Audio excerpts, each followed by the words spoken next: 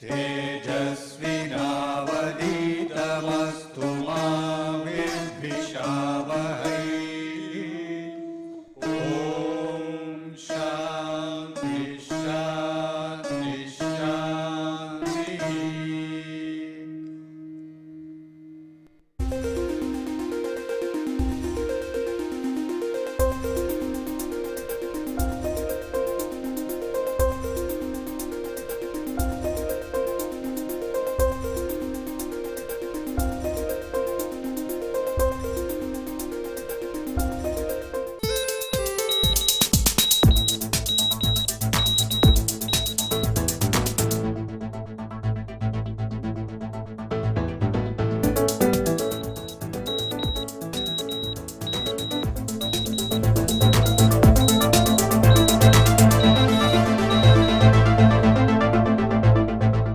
Everybody.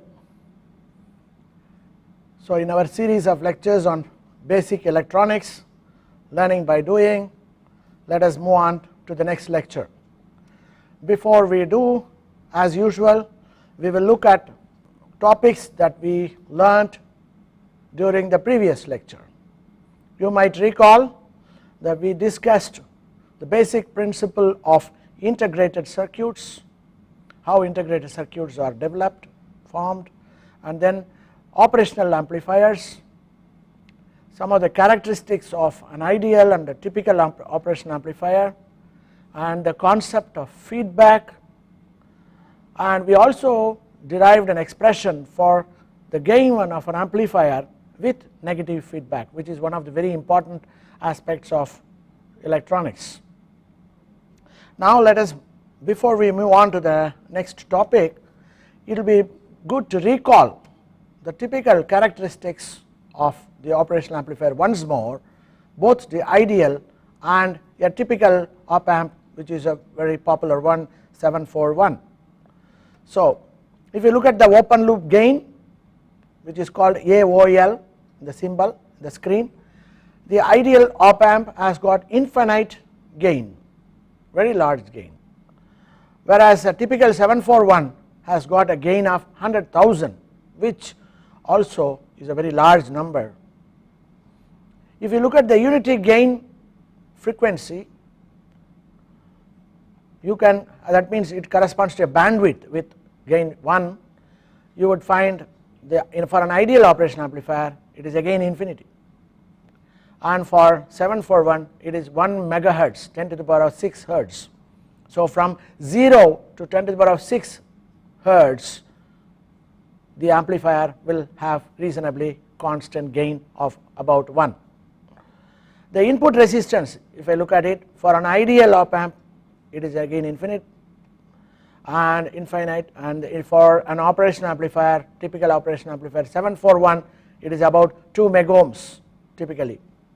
Similarly, output resistance is 0 for an ideal op amp and about 75 ohms or around that for a typical operational amplifier which you buy from the market. So you can see most of the numbers are really very close between the ideal and the actual op amp.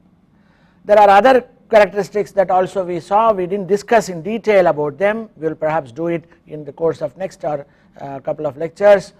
Input bias current, which also should be 0, and typically it is about 80 nanoamperes. Input offset current, that is also 0 ideally, but it is about 20 nanoamperes, a small value, and input offset voltage is 0, but it is about 2 millivolt for typical op amp. And the common mode rejection ratio, we discussed this in some detail when we discussed about differential amplifiers, and the common mode rejection ratio is an ability to distinguish between common signals and differential signals at the input of any difference amplifier. The op amp input stage being a difference amplifier, we have to worry about the common mode rejection ratio of that, and ideally it should be very large, CMRR infinity, and in an actual case it should be 90 dB, and I am sure you can immediately recognize 90 dB should be more than about 10,000, more than 10,000 is the voltage gain for differential input to common mode input.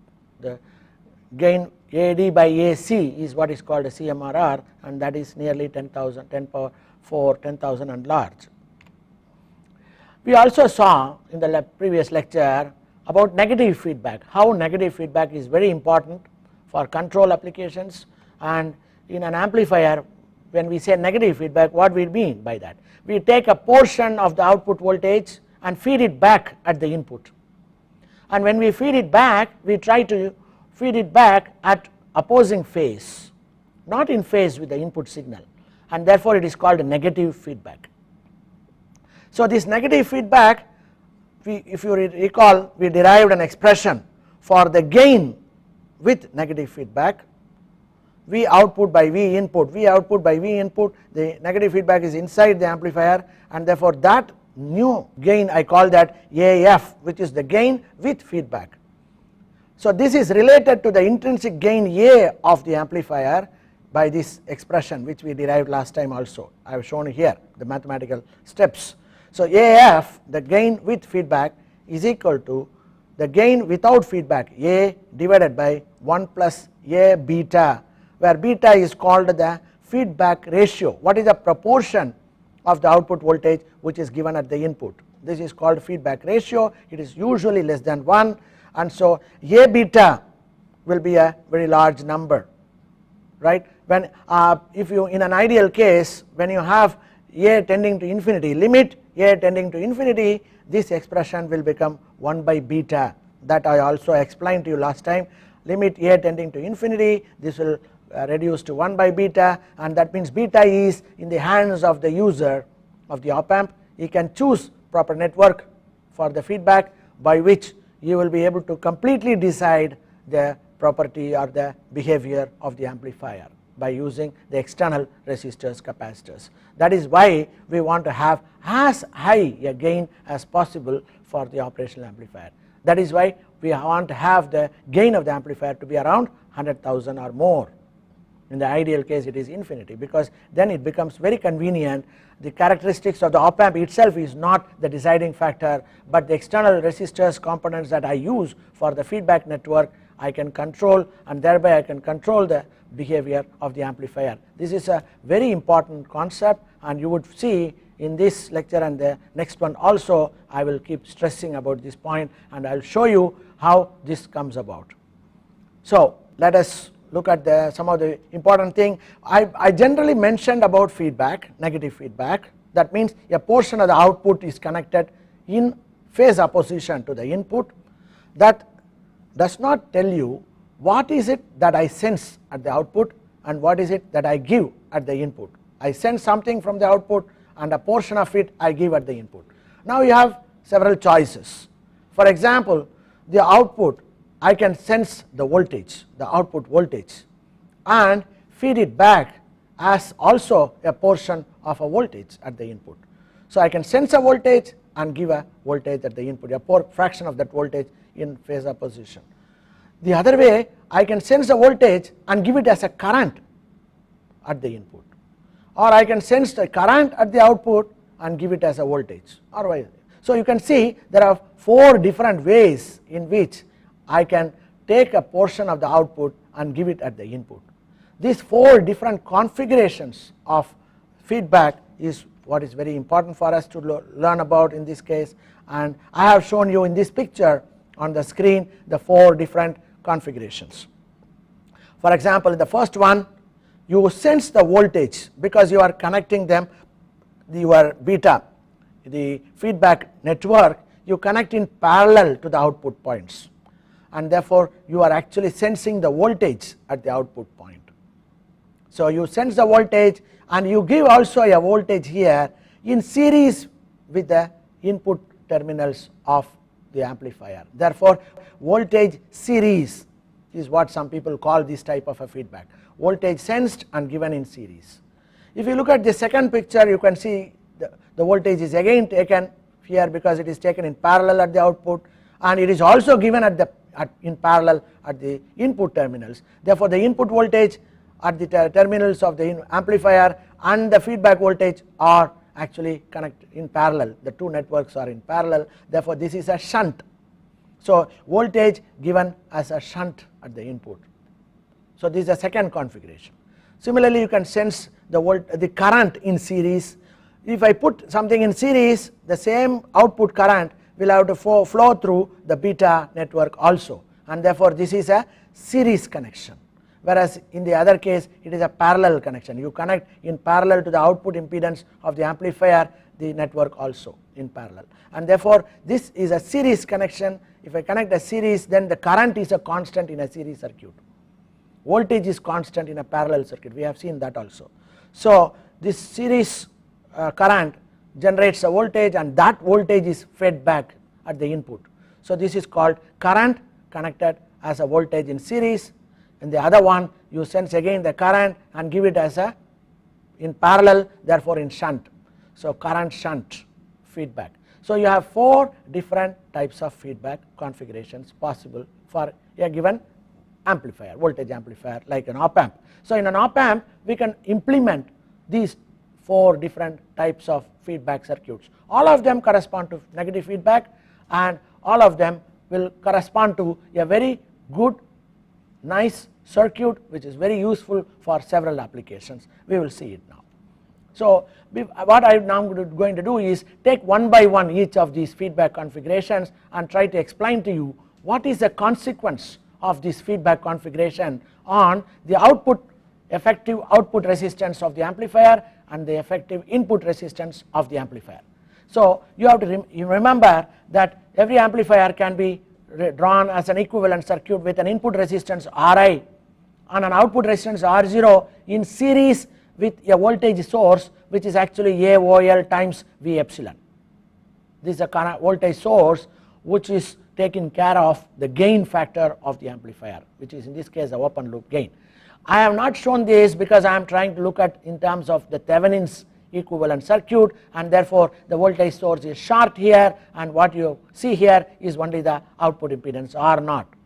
Now I take a equivalent network of resistance here at the feedback network. I can always look at it as some resistance R of O, which is the feedback network resistance of the feedback network, and I am sensing the voltage in parallel, therefore the same voltage V0 is also applied across this R of O, and by some potential divider or something I take an effective voltage at the output, and that output I give in this configuration with a phase inversion. You can see this is plus minus, this is plus minus. So whatever is the input voltage, that input voltage, the entire voltage will not be applied here because they are connected in series. You can see this is like connecting 2 batteries in series. So VE epsilon plus VF is what is equal to V in. Therefore what is V epsilon, which is the voltage exactly connected at the input, is going to be V in minus this VF. Therefore already you can see because of the feedback the input voltage is decreased. V in is larger than V epsilon. That means all the input voltage that you connect is not applied at the input terminals of the amplifier op amp, because some has been neutralized by the feedback voltage Vf that I have taken. So voltage is sensed in parallel at the output. Because of that, now if this is the RL, which is the load resistance at the end of the amplifier, this load can be anything, it can be a loudspeaker or it can be something which you want to drive after amplification. Now if I look from that end, the output resistance end, and look into the amplifier, what you would observe? You would observe 2 different resistors coming in parallel. One is the output resistance of the amplifier, and the other one is the output resistance as seen as a Thevenin's resistance of the beta, the network that you have connected for the feedback. So these 2 resistors, when you connect in parallel, you know what is going to happen. The effective resistance is going to be the parallel value of these 2 resistors. You know the parallel combination of 2 resistors is always less than the smallest in that group. So you can never get R0, you will always get a value which is less than R0, effective resistance. So the effect of connecting in parallel a feedback network is to reduce the output impedance. That is what I want you to understand. When I connect any network in parallel to the input, you will always get a effective resistance at the output reduced. Okay. Now let us see what happens. So RO effective is parallel value of RO and RFO, which RFO is the feedback network. Then RO effective is always less than RO, the output resistance of the amplifier. Similarly, if you look at the input, voltage is connected in series with the input signal, and therefore what I get will be less than the actual applied input, because some feedback voltage will reduce some of the magnitude. So Ri effective, the input resistance, is the sum of this plus this, they are coming in series, therefore the total resistance will be the sum of the input resistance of the amplifier and the input resistance of the network together. So what is going to happen, the effective resistance because of the feedback will always be larger than Ri alone without feedback. So the effect of feedback network at the output resistance when I sense voltage in parallel at the output is to reduce the output resistance. The effect of connecting the voltage in series at the input is to increase the input resistance. So if an amplifier has got increased input resistance and decreased output resistance, what will be the type of an amplifier? For an ideal voltage amplifier, the input impedance should be very large. We have seen it number of times. The input impedance of an ideal voltage source should be very large, so that the entire signal is applied across the amplifier, very small fraction is dropped inside the source resistance. Therefore if I have a very large input resistance due to this configuration, the input will have to be a voltage, and therefore I connect a voltage here, and what I get at the output is a decrease in the resistance due to feedback output resistance. Whenever there is a decrease, that means it becomes much closer to an ideal voltage source, and therefore the output will be able to drive any kind of load, any magnitude of the load. That means this has to be a voltage source. Only a voltage source will have a least internal resistance, and therefore you have the reduction in resistance due to this configuration makes the output more and more closer to a voltage source, and the feedback that is given at the input makes the input higher resistance, input resistance higher, and therefore that makes it much more useful as a voltage amplifier. Therefore the input is a voltage, output is also a voltage, the output voltage is controlled by the input, therefore this configuration is called voltage controlled voltage source. The output is a voltage source because the output impedance is decreased due to the feedback, and therefore it is controlled by the input voltage, therefore this configuration is called voltage controlled voltage source by some people. Okay. In the same way we can argue for each of the configurations that I showed you, 4 different configurations. For example, here I have, again sensing is done in parallel, voltage sensed in parallel, and therefore the effective resistance is the parallel value of RO and RFO, which is in principle effectively to reduce the output impedance of this combination, and therefore the output resistance is reduced here. And if you look at the input, it is different from the previous thing. Here I am giving it in shunt, I am actually connecting the voltage in parallel to the input voltage of the terminals of the amplifier. So when I have 2 resistors in parallel, you know the effective resistance is going to be small. So it is no more a voltage input, because if it is a voltage input I must have large input resistance, then only it can be a voltage input. Now the effect of this feedback is to reduce the input resistance, and therefore the input will have to be a current, it is no more V in, it has to be I in. So the input is going to be a current, the output resistance is decreased, therefore the output is going to be still a voltage source, and therefore it is a current controlled voltage source. That is what we get when I give a feedback of this nature, and this is also called incidentally current to voltage converter. You would find we can get a very nice current to voltage converter by making this type of a feedback configuration using our op amp at a later stage. Now let us move on to the next circuit. Here you see here the voltage is actually not sensed. You will sense the voltage when you take the output in parallel, but you are taking the output in series, therefore you are actually sensing the IO, the output current is being sensed here. And if you sense the output current, you are connecting it in series to the output, and therefore the effective output impedance is increased, as you can see here. This R0 and RFO will come in series, therefore the effective resistance is larger than RO alone. Though due to feedback the output impedance is increased. If an output impedance is increased, then the output should be a current source, because only for a current source the internal resistance is very high. If internal resistance of this amplifier at the output is having a higher resistance, that means it is becoming more a current source.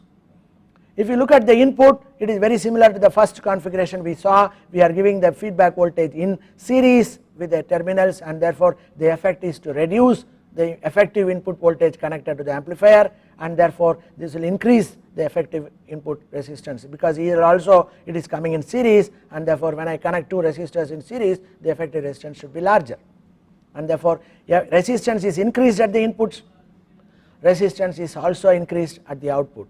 The increase in resistance makes sure that what we apply will be a voltage, the increased resistance at the output shows that it has to be a current which is being driven at the output through the load, and therefore this is a voltage to current converter. It is basically the circuit becomes a voltage to current converter, or in another way you can call it as a voltage controlled current source. The current source will be controlled by whatever voltage that you connect here. So this becomes a voltage controlled current source, which is the third configuration. Now we come to the last configuration, the fourth configuration, where you see the feedback voltage is to be obtained by sensing the output in series, and therefore again it is going to be increased resistance at the output stage, and therefore it has to be a current source at the output. At the input I again connect it in parallel to the input terminal, and therefore the effective resistance is the parallel value of Ri and Rfi, which is always small, therefore effective input resistance is decreased. When the effective input resistance is decreased, then it has to be the current which should be driving the input rather than the voltage. Therefore this is a current input here, and you also get a current output here because the output impedance is also increased. So this is a current amplifier. You give some current here, you get a higher current at the output, so it becomes a current amplifier, and it is also called current controlled current source. The output current source is controlled by the input current that you drive through the input terminals, and therefore this feedback leads to a circuit which is a current controlled current source. Now having seen all the four different configurations, I have put them in the form of a table to show you in a nutshell how it is all. For example, in the first configuration it was the voltage at the input, you also got a voltage at the output because it was closer to a voltage source due to the feedback, and it is called a voltage controlled voltage source. Ideally a voltage controlled voltage source should have infinite resistance at the input, it should have zero resistance at the output. In our case the input resistance was increased because of the series connection of the feedback, and the output voltage is decreased because we are taking that in parallel to the feedback network. So this is a V2V converter.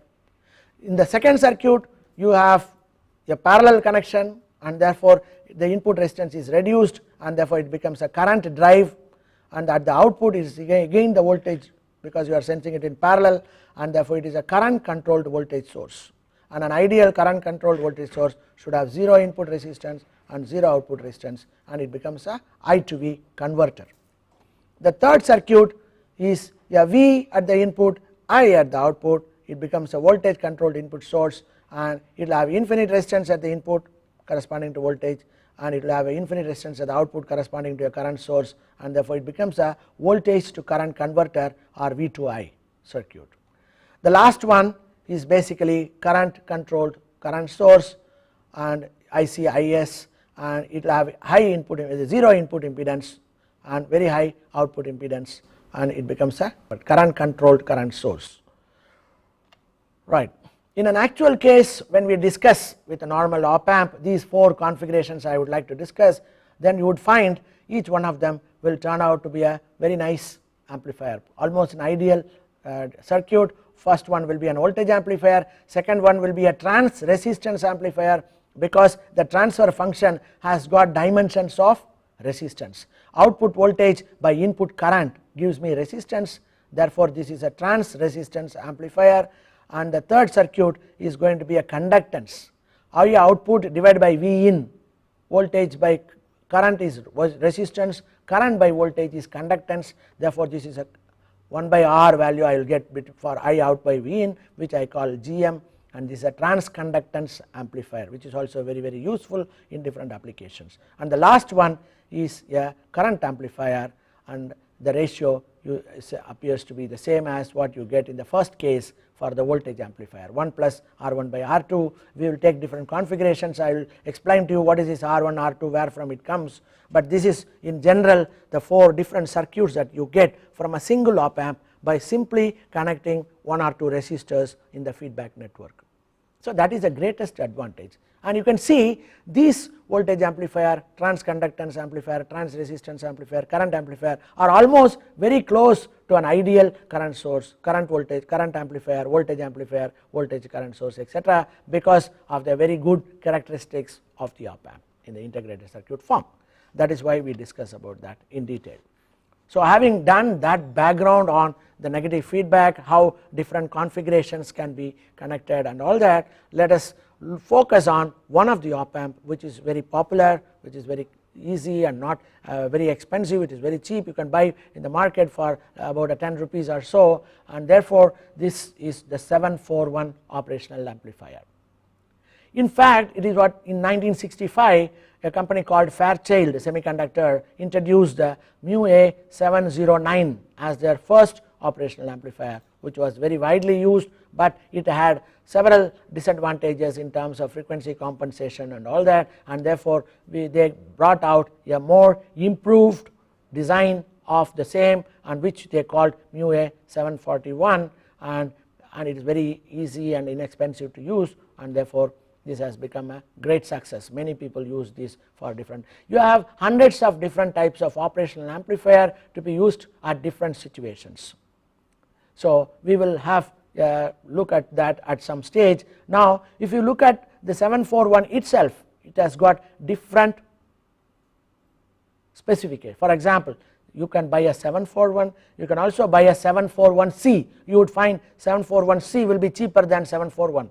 741E, 741N, etc. These C, E, N have got some meaning with reference to the temperature ranges for which the operational amplifier can be conveniently operated, or on the basis of the noise levels and things like that. So for example, 741C is a commercial operational amplifier, and therefore they will be suitable for only a small range of temperatures from 0 to 75 degrees centigrade and all that. If you go for a military specification, for example, then the same op amp will have to be manufactured for much stringent variations. That means much larger range of temperature variation from minus 50 degrees to plus 120 degree and things like that, and that becomes a military specification, and so it will automatically be more expensive because more care has to be put in the design of such op amps, so they become more expensive. But most of the time we will be discussing only the 741C, which is the cheap, inexpensive operational amplifier easily available in the local market. You also have the same 741 manufactured by different manufacturers. Even though it was a Fairchild who started the first manufacturing of 741, many other people also started manufacturing the same operational amplifier almost with identical characteristics. For example, LM741 is actually op amp manufactured and commercialized by National Semiconductors. MC741 is an operational amplifier manufactured by Motorola company, and SN72741 is again an operational amplifier with the 741 again coming there, manufactured by Texas Instruments. Like that, there are different types of manufacturers, device manufacturers who manufacture, but all of them will have almost typical similar characteristics. So people normally leave out this specification of the manufacturer, LM or mu-A or MC, and they only specify 741. So when I say 741, it could be from any manufacturer, it should have very similar characteristics. Okay, now having looked at the operational amplifier, let us now take one simple configuration of the operational amplifier. You can see you have this symbol of an operational amplifier, we normally do not show the dual supply, which I already explained to you in the previous lecture, corresponding to V plus and V minus, and you have the input signal connected to the plus, and there is a feedback that is given here. The feedback is a very simple configuration here. I just put a potential divider at the output R1 by R1 R2 and take the midpoint and connect it to the input.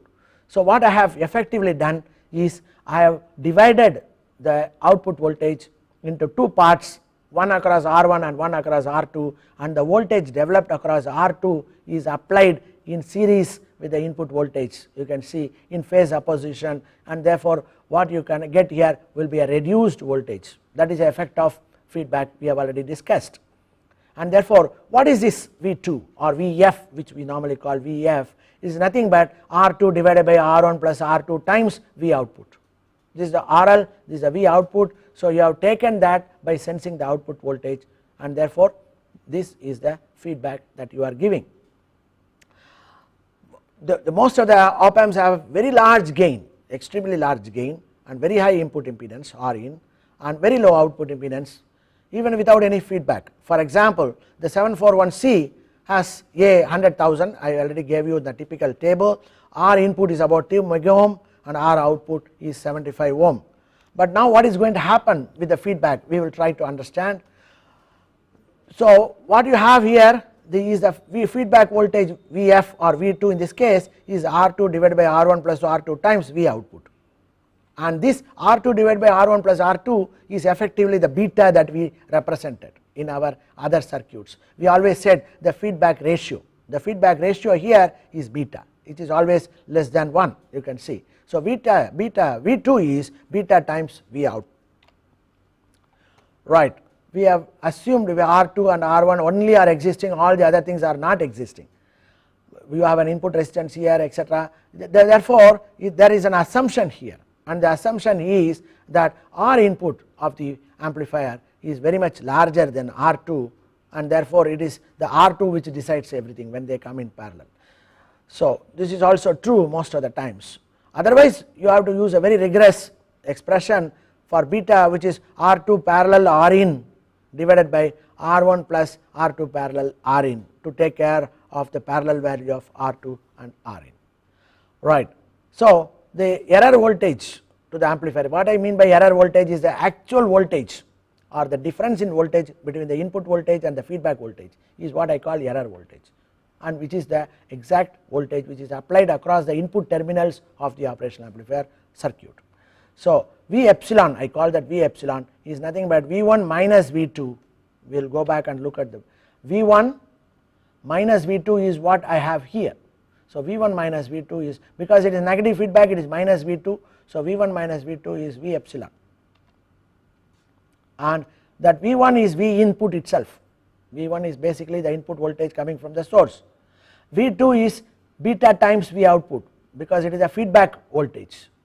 So if I now substitute that, V output is equal to A times V epsilon, because the A is the open loop gain without any feedback, that will only amplify the voltage applied across its input terminals, which is V epsilon, we know that. So A times V epsilon is the output voltage, and instead of V epsilon we can write that is nothing but V input minus beta times V output, just now we saw, and therefore when you rearrange you find V output by V in A by 1 plus A beta, which is again the same circuit, same equation we got previously for any feedback, negative feedback amplifier.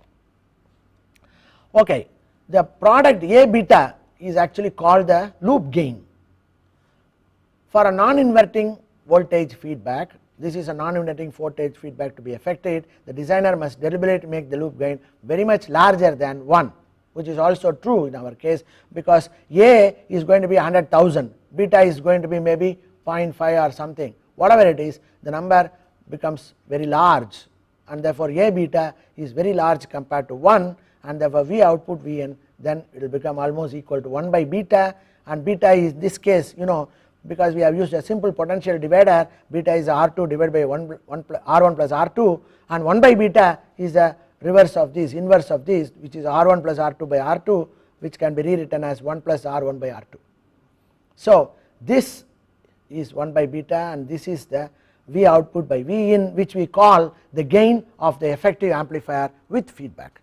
So the amplifier gain with feedback is 1 plus R1 by R2, and you can see this is independent of A, the gain of the operational amplifier. This is the greatest advantage that we get. And R1 and R2 are the two resistors that we select in the lab depending upon the convenience, and therefore we can very easily change this and change the gain of the amplifier.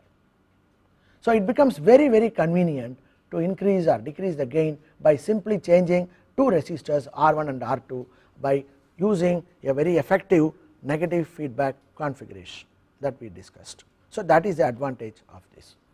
You also should recognize that people tend to write circuits in different ways, show in different ways, but you would find you must be able to recognize, but they are of the same configuration.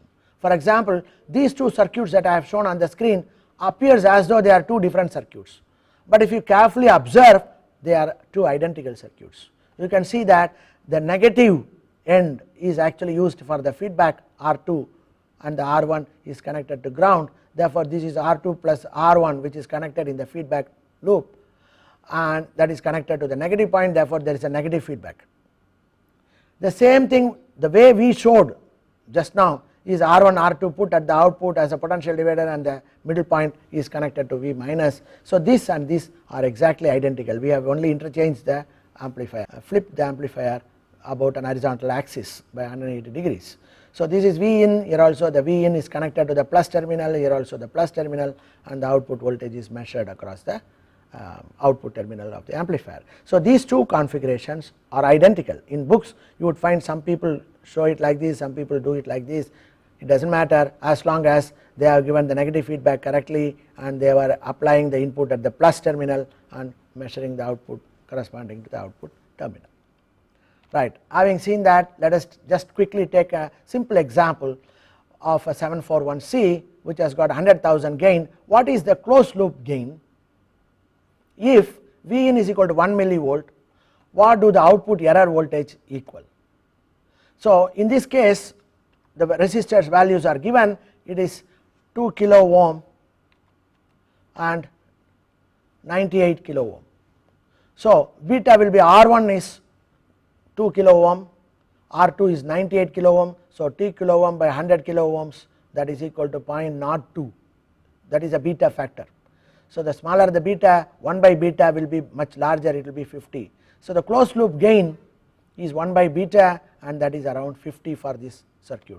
That means the closed loop gain is 100,000 A divided by plus 1 plus A beta, which is also 49.975, very close to 50.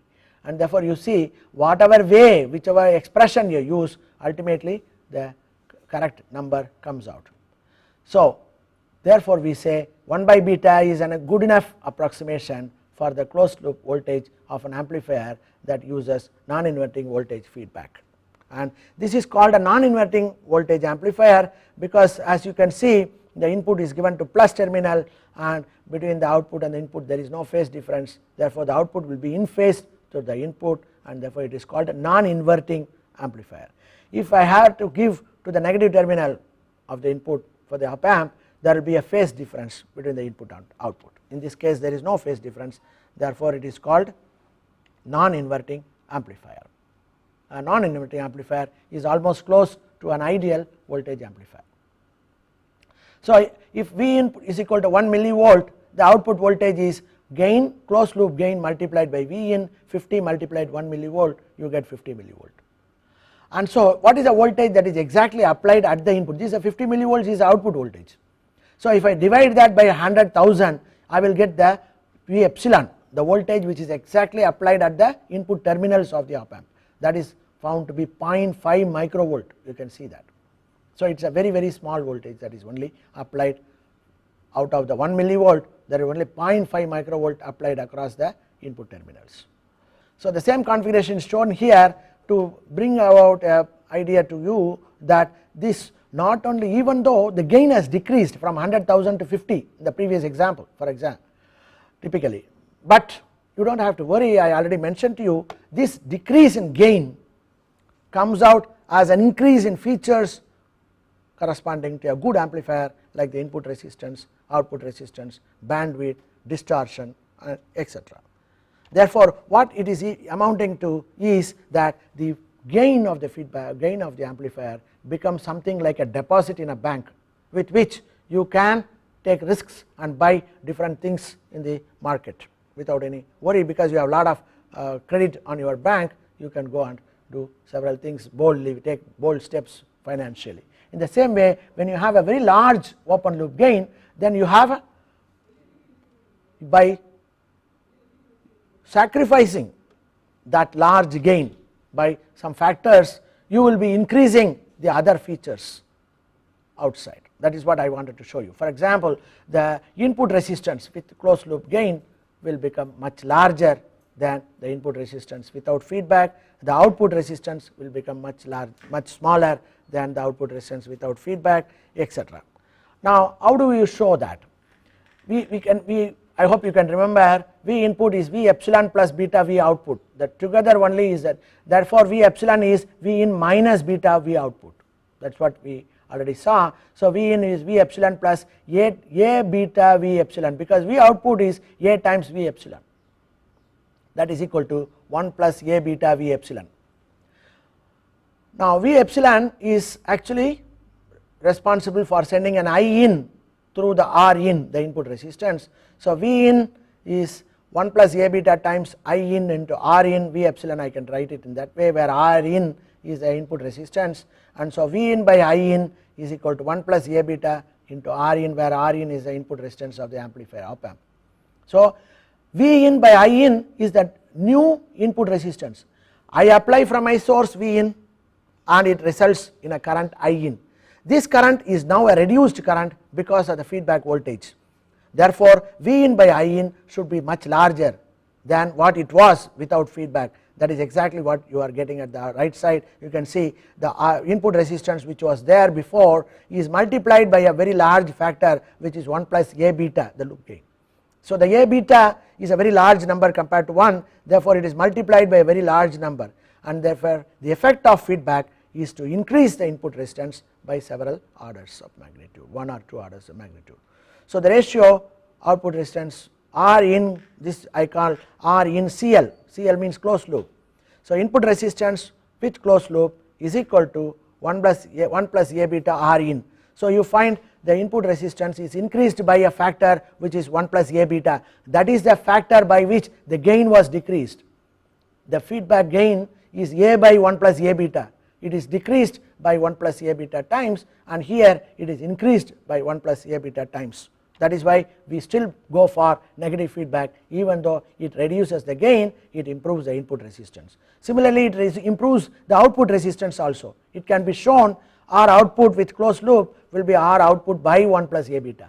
That means output resistance is still reduced by this factor 1 plus A beta. The nonlinear distortions which are there due to non-ideal conditions of the operational amplifier, or any amplifier for that matter. So, every amplifier will have some contribution to this. So, V output is A times V epsilon, which is actual output gain, plus some unwanted distortion that has come about due to the amplifier. If I give feedback, that part of the distortion also will be fed back, that distortion also will be reduced in effect, and therefore, the output voltage will therefore give a value which is A by 1 plus A beta times V in, which is due to the gain factor AF plus V distortion divided by 1 plus A beta. That means it is a reduced distortion now, and the reduction factor is again 1 plus A beta, which is a number which we already met. So, you find the effect of feedback is also to reduce the distortion. Right. Now, having seen that, let us try to look at a simple simulation of the circuit. So, on the screen you see there is a breadboard and you have a dual supply here. You have a voltage source which has got millivolts or volts input, and you have a multimeter here. You have to connect them, and the circuit is shown at the right bottom leftmost area corner. This is a circuit, this is a non-inverting amplifier with the signal source shown here, voltage source shown here. So, if you want to try, let us try a manual scheme. So, then you take the op amp and build the circuit. So you put it in the corresponding gap. For example, I take it and put it where the hand shows, and now the other resistor is also taken and connected. So we can connect the rest of the wiring. So it will show you where the connection is done. Now I am connecting the V minus terminal, the ground terminal, now the ground terminal, and now completing the rest of the circuit.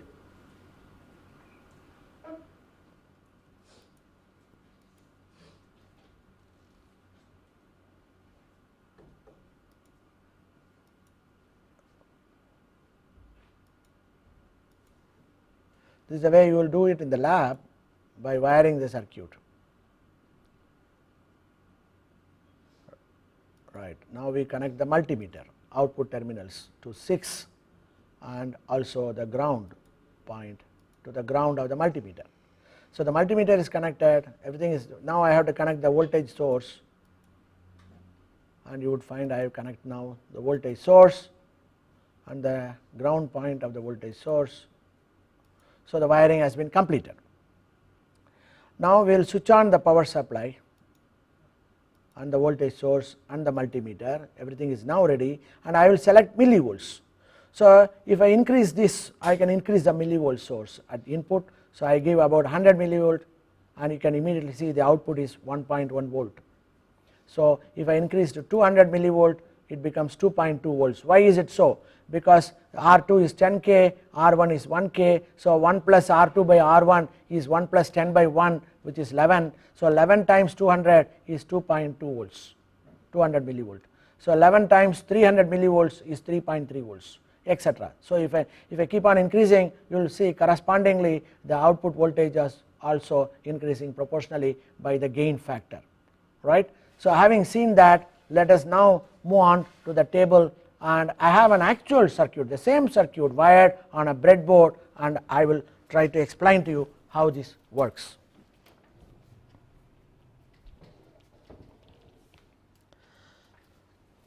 So here you can see a multimeter which is connected as at the input terminal, therefore okay, this is connected at the input terminal and it is connected to voltage and DC, right, it is voltage DC,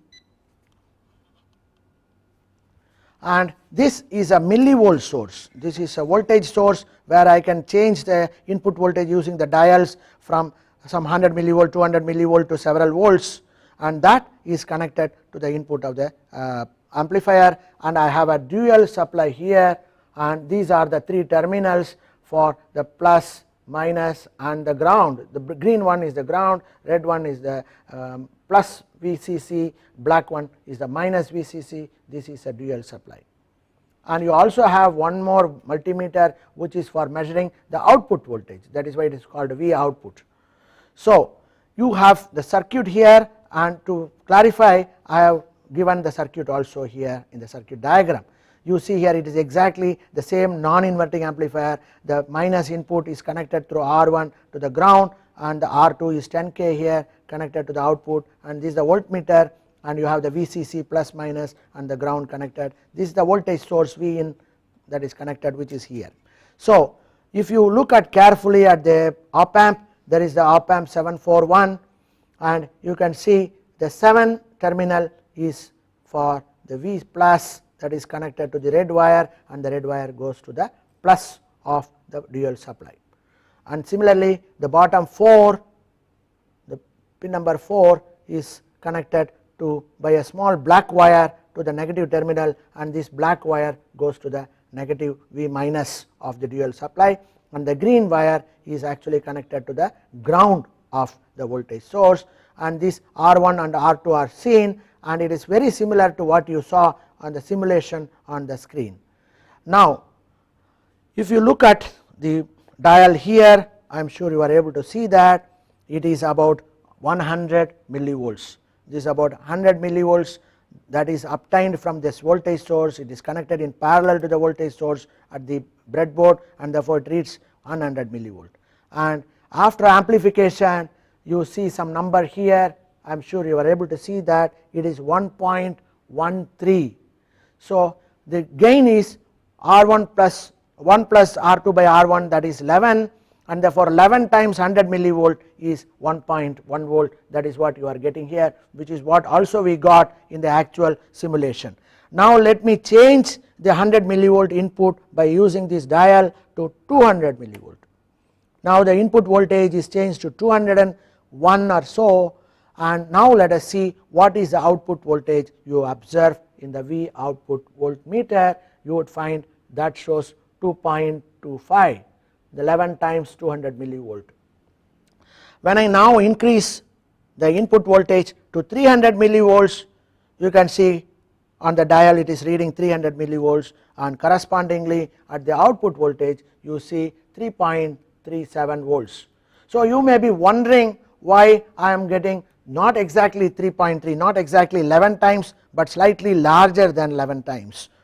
It is 2.25 or 3.37, etc., and that can be very easily explained because this R1 R2 I have assumed to be 1K and 10K. You know there is always a tolerance band, that means the resistance need not be very precisely 1K and 10K, it can be very close to 1K within plus or minus 10% and 10K, and therefore that tolerance variations is a reason for a slightly different voltage that you get at the output. If I choose 1% or 0.1% resistors and put in the circuit, you would find it will be an exact multiplication of 11 and you would get that thing. Otherwise you can actually take these two resistors, measure the resistance value using the multimeter exactly and put that as in the formula 1 plus R2 by R1 and then multiply the input voltage. You would find what you get is exactly the same as what you should get with this multiplication factor. Therefore this is a very simple effective voltage amplifier. Very small input voltages like 100 millivolt comes out to be 1.1 volt. It is amplified nearly 11 times. If I instead of 10K I have chosen 100K for the feedback resistor, then the gain will be 101 times. So you can, by choice of resistors R1 and R2, if I make it 100K it will be 101 times, if I make 50K then it will be 51 times the output. So the gain of the amplifier very easily controlled by simply two resistors, and that way it makes very nice. So if I have a input voltage like from a thermocouple or something, then I will be in a position to amplify that small voltage by using a very simple configuration which is not at all expensive, and with that I will be able to get amplification. You can see what I have done is now with reference to DC, because the operational amplifier can amplify starting from DC. The bandwidth of that starts from 0 frequency up to 1 megahertz, for example, when you have unity gain. But when you have a gain of 11, automatically the bandwidth will be reduced because the product bandwidth into gain should be a constant. We will discuss this a little later, and we will perhaps take later on an example where I will introduce, instead of a DC I will introduce an AC voltage and vary the frequency and try to measure as we increase the gain how the bandwidth gets decreased. So we will also see that, but for the present we are trying with a DC voltage source and we are measuring the input and the output using multimeters, and you can see by just wiring the very simple circuit with two resistors in the feedback loop you are able to get a very good, almost ideal voltage amplifier. And you can also see the sign of the input voltage and the sign of the output voltage are the same. This is also plus and this is also plus, and that means it is a non-inverting amplifier. The output is in phase with the input. If I give plus voltage I also get plus voltage, if I give minus voltage I will get minus voltage, and therefore if I give a sinusoidal voltage I will get another sinusoidal voltage at the output which is in phase without any change in phase, and therefore it is called non-inverting amplifier, and it is very close to an ideal voltage amplifier, and it involves only two resistors in the circuit. So having seen the demonstration, I am sure you would have understood how in a very simple scheme, by just having an operational amplifier which is not very expensive and just couple of resistors which are also very cheap, you can form a amplifier which is a very powerful amplifier. In the sense the gain can be very easily modified. You should compare it with the situation before where you had the transistors.